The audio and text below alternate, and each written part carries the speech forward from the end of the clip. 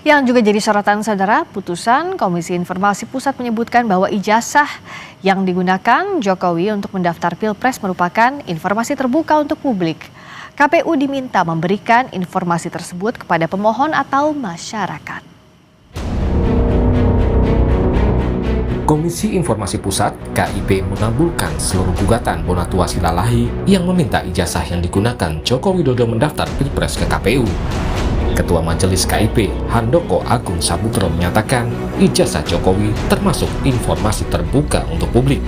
Karena itu, KIP meminta KPU untuk memberikan ijazah Jokowi pada pemohon. Memutuskan menerima permohonan untuk seluruhnya. Menyatakan informasi salinan ijazah atas nama Joko Widodo yang digunakan sebagai peserta pencalonan presiden RI periode 2019 dan 2024 merupakan informasi yang terbuka.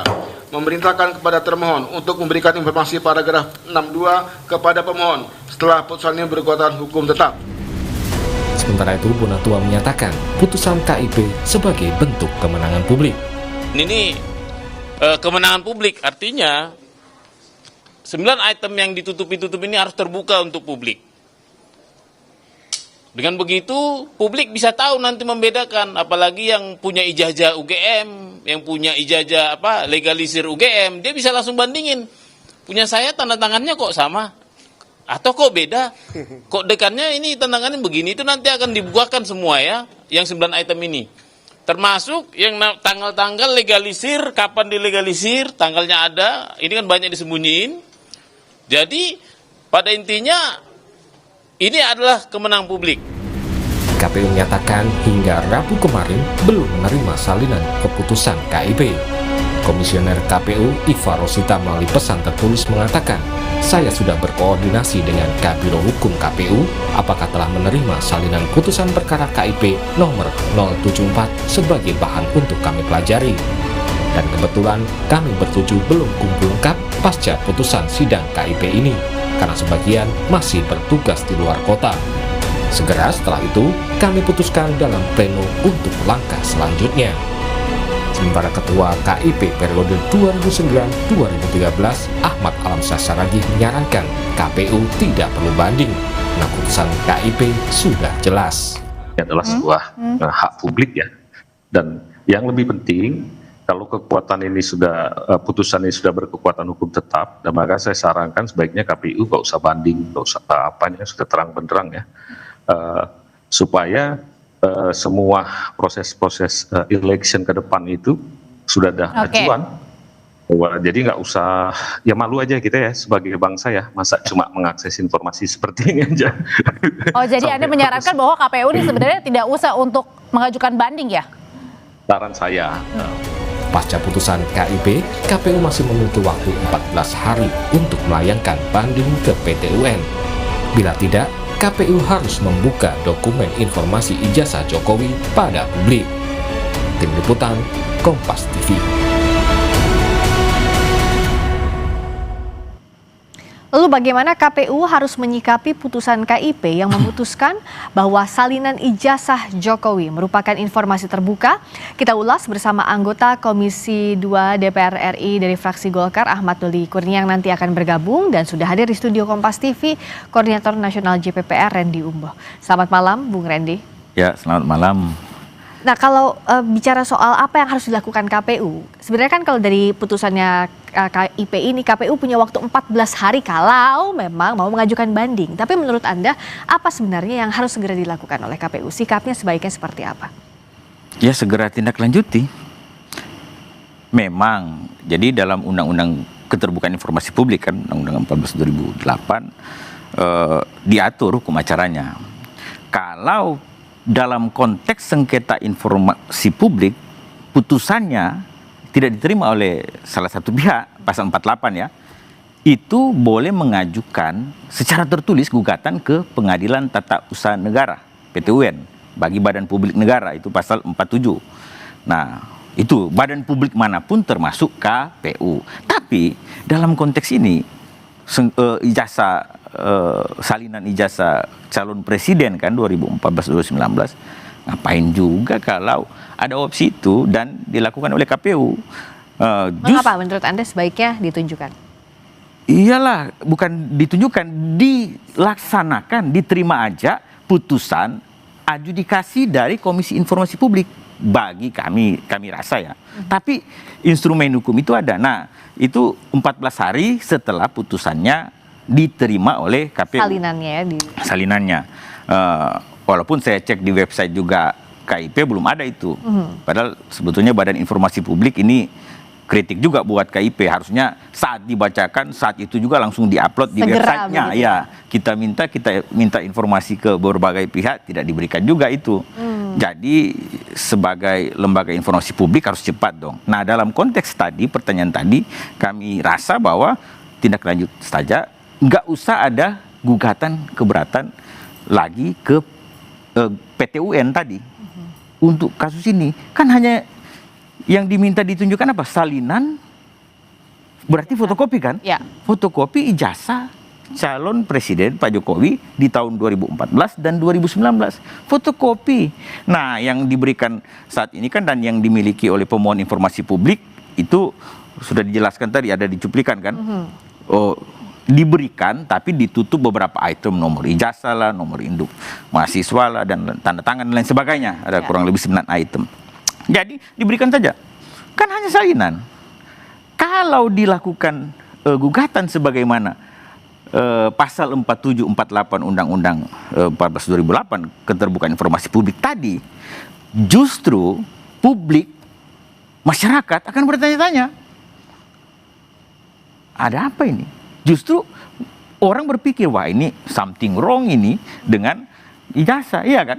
Oke, nah jadi kalau menurut Anda tindak lanjut yang harus dilakukan KPU adalah yang menindaklanjuti putusan, bukan mengajukan gugatan ke PT UN, begitu? Itu yang lebih dianggap bijak? Yes, menerima saja putusan adjudikasi itu, ya perintah dari Komisi Informasi Publik, walaupun ada instrumen hukum yang ruang untuk yang diatur oleh undang-undangnya. Itu hak dari itu KPU hak sebagai dari salah satu KPU. pihak. Silakan saja, tapi ingat ada putusan surat 731 waktu itu kan, pernah yang soal lagi ijazah ini kan sangat sensitif, langsung ada dicabutkan surat itu. Jadi intinya bahwa kami melihat ini masalah karena sudah membuat keresahan publik dan lain sebagainya, penuh kecurigaan, orang masing-masing punya keyakinan, ya kan, keyakinan soal ijazah ini apakah dalam tanda petik bukan nggak usah pakai tanda petik deh, asli atau palsu, ya kan, masing-masing punya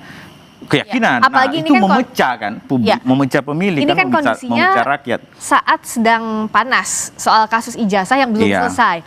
Nah, meskipun ini ranahnya di KIP, tapi sebenarnya apa yang menurut Anda akan muncul di persepsi publik jika KPU memutuskan untuk mengambil gugatan dalam waktu 14 hari ini? Wah, itu tadi yang saya bilang.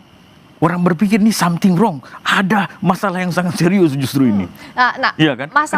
Kenapa demikian? Kenapa bisa jadi persepsi ada something wrong tadi itu? Iya, karena kan ini kalau saya untung ada Kompas kan, kita nonton live-nya kan, yang pembacaan putusan itu kan yang diputuskan yang untuk kasus ini ya, Bonatua kan memberikan salinan fotokopi, iya kan, yang dilegalisir ijazah calon presiden. Nah, kalau sebetulnya kami berpandangan begini, yang namanya persyaratan kayak ijazah itu kan ngapain juga disembunyikan, diberikan aja, ya kan, diberikan aja. Nah, KPU dalam konteks ini kan pelaksana undang-undang, semua undang-undang, termasuk dalam konteks ini ada putusan adjudikasi daripada Komisi Informasi dan menyatakan bahwa ya ini bukan informasi yang dikecualikan. Bukan informasi yang dikecualikan. Nah, berarti logikanya kalau bukan informasi yang dikecualikan, apa? Ini informasi publik.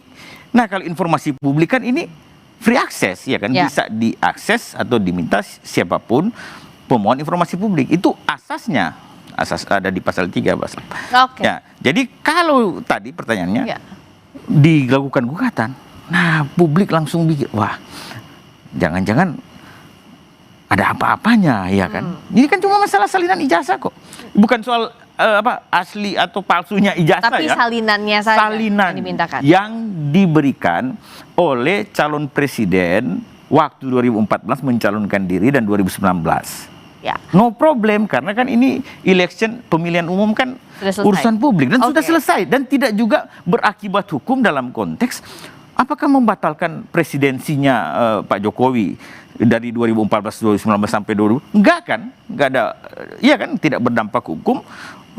Justru yang terjadi adalah keresahan publik kalau KPU misalnya menindaklanjuti, melakukan keberatan tertulis berdasarkan pasal 4748 tadi. Oke, saya tanyakan ke Bung Doli. Selamat malam, Bung Doli. Malam, Fris. Nah, kalau dari Bung Doli, apakah memang, ya meskipun itu haknya KPU ya, kalaupun mau melakukan gugatan dalam waktu 14 hari ini ke Petun. Tapi kalau tadi Bung Randy bilang dari JPPR, ya sebaiknya agar tidak menimbulkan persepsi ada something wrong di balik ini, ditunjukkan saja salinan sesuai dengan putusan dari KIP. Apakah Anda sepakat demikian, Bung Doli? Iya, saya kira kita kembalikan saja kepada peraturan perundangan yang berlaku ya. Nah, di sini kan memang KIP itu diberi kewenangan untuk melakukan jawaban terhadap permohonan dan kemudian sudah diputuskan. Nah, keputusannya itu adalah bahwa soal salinan ijazah itu adalah informasi yang terbuka terhadap publik gitu. Nah, tentu kan saya kira itu mengikat, walaupun kemudian ada tahapan berikutnya dimungkinkan orang untuk melakukan gugatan dan seterusnya. Nah, itu kembali ke KPU saja. Tapi menurut saya sih sebetulnya sama ya, karena memang ini sebuah keputusan yang memang sudah diatur dalam peraturan perundangan kita, dan itu tentu harus dihormati. Nah, kalau kemudian ada masyarakat yang ingin meminta penjelasan atau informasi itu ke KPU, ya saya kira memang itu juga hak dari masyarakat kita, dan tinggal KPU-nya saja ini. Dan menurut saya betul tadi bahwa kalaupun ini ada pihak atau kelompok masyarakat yang meminta, ya kan nggak ada soal juga sebetulnya untuk bisa ditunjukkan informasi itu gitu. Ya, apakah dengan ini juga harus ada revisi ke depannya soal peraturan perundang-undangan, ya harus dibuka ijazah tidak hanya presiden tapi juga berbagai jenjang kepala daerah atau bahkan juga anggota DPR. Apakah harus sejauh itu? Kita bahas usai jeda di Sapa Indonesia Malam.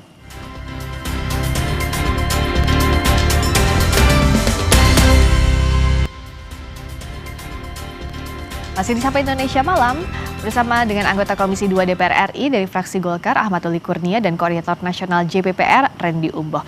Bung Doli, yang menariknya begini, kalau dengan adanya putusan KIP, apakah ke depannya misalnya ijazah pejabat negara ini harus ditunjukkan saja ke publik, calon pejabat negara ya, baik itu presiden, dari berbagai tingkat kepala daerah, atau bahkan anggota DPR, ya dibuka saja ke publik. Karena kan yang jadi pertanyaan ini tidak hanya kasus yang dipertanyakan soal Pak Jokowi, tapi juga kemarin Wagub Bubble juga sama, soal ijazah juga yang jadi pertanyaan. Bagaimana Bung Doli?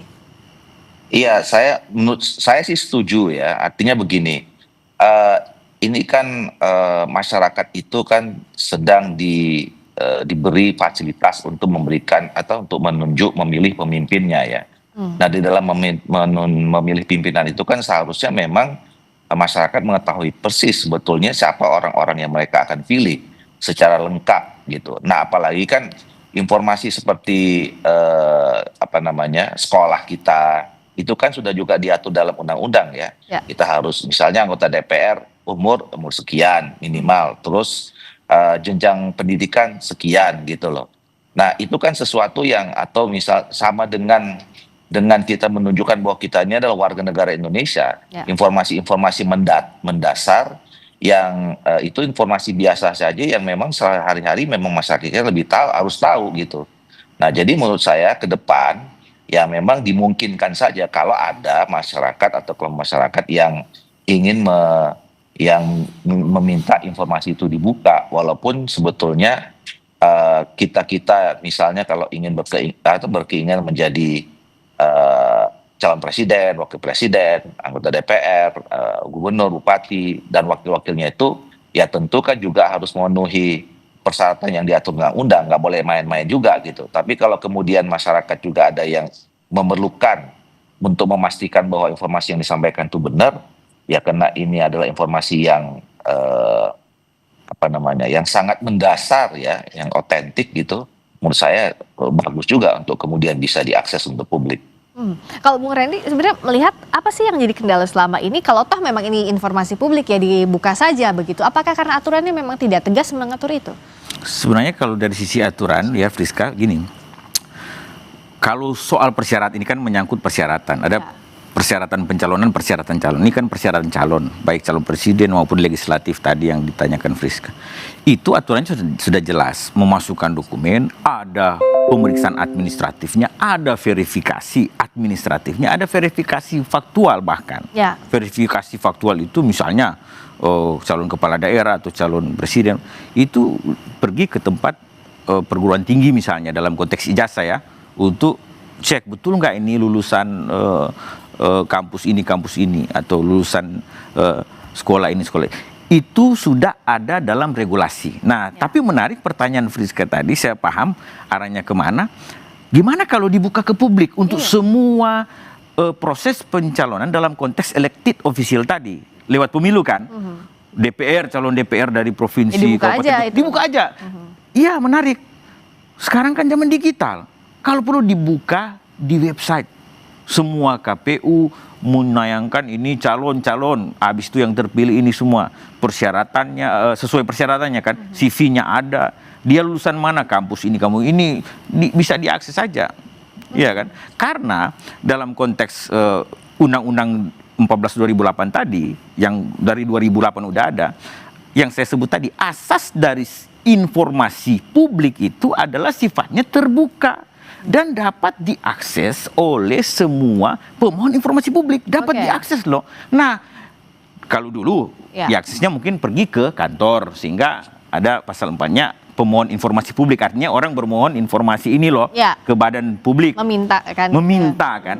Nah, tapi saya rasa hal-hal yang dalam zaman terbuka sekarang kemudian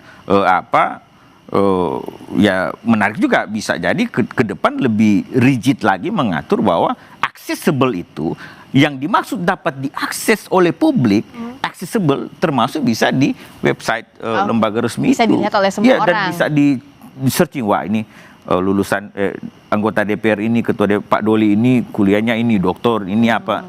Wah, ini menarik juga kan. Oke. Nah, tapi kalau untuk ke sana Bung Doli, apakah harus ada aturan yang direvisi? Ya, menurut saya sih sejauh ini tidak, ya itu tadi seperti yang dijelaskan oleh Bung Randy ya, sebetulnya kan ini bagian dari persyaratan calon.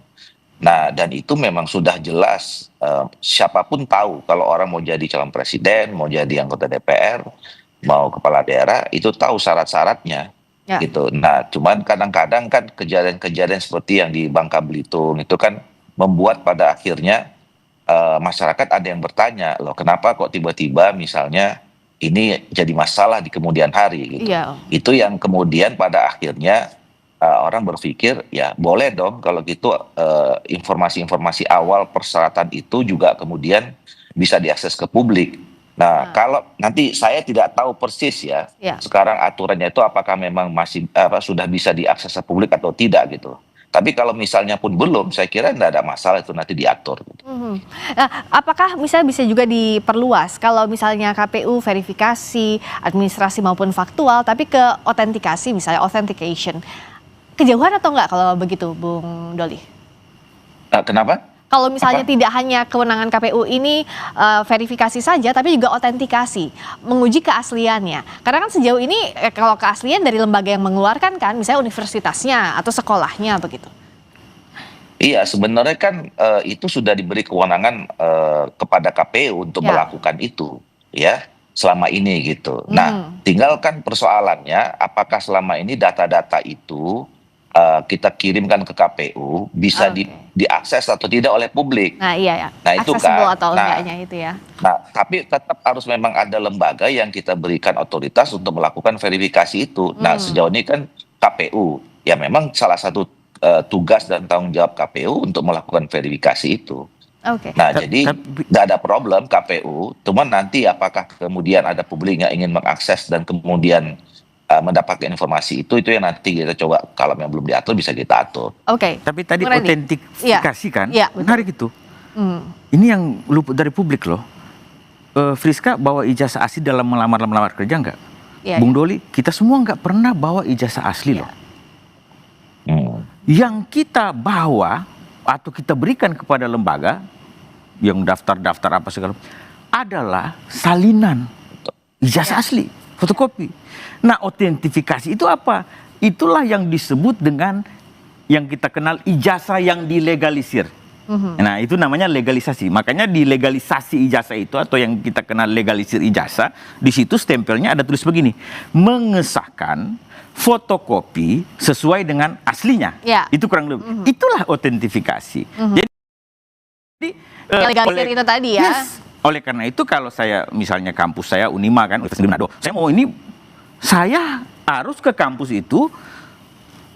Kalau sudah habis legalisirnya, distempel. Nah, syaratnya adalah saya bawa ijazah asli saya di petugasnya di kampus, di Bahwa fakultas. ini perbandingannya Yes. yang aslinya. Bukan perbandingan, itu syaratnya. Iya betul. Sehingga Di bawah itu yang aslinya bahwa bisa dilegalisir sehingga yang bahwa fotokopinya. ini dia bisa mengesahkan kan sesuai dengan aslinya. Jadi Ya. aslinya dilihat dulu oleh pegawainya, Ya. diberikan tanda tangan kepada dekan, misalnya dekan yang menandatangani, ya sudah. Jadi ijazah asli tidak pernah kita bawa di pendaftaran itu, tapi kita bawa waktu kita mau mengesahkan atau autentifikasi Ya, tadi. ya. Itu, dan ini berlaku secara umum, lumrah, dan memang begitu di Indonesia. Ya, jangan sampai hal-hal administrasi jadi dispute lagi di kemudian hari seperti Ya, itulah yang beberapa kita kasus ini. sebut Oke. tadi dengan Bang Doli, makanya sebenarnya aturannya sudah ada, verifikasi administrasinya, bahkan ada faktual dan lain sebagainya. Oleh Ya. karena itu yang soal-soal remeh-temeh begini, hanya fotokopi salinan ijazah, kan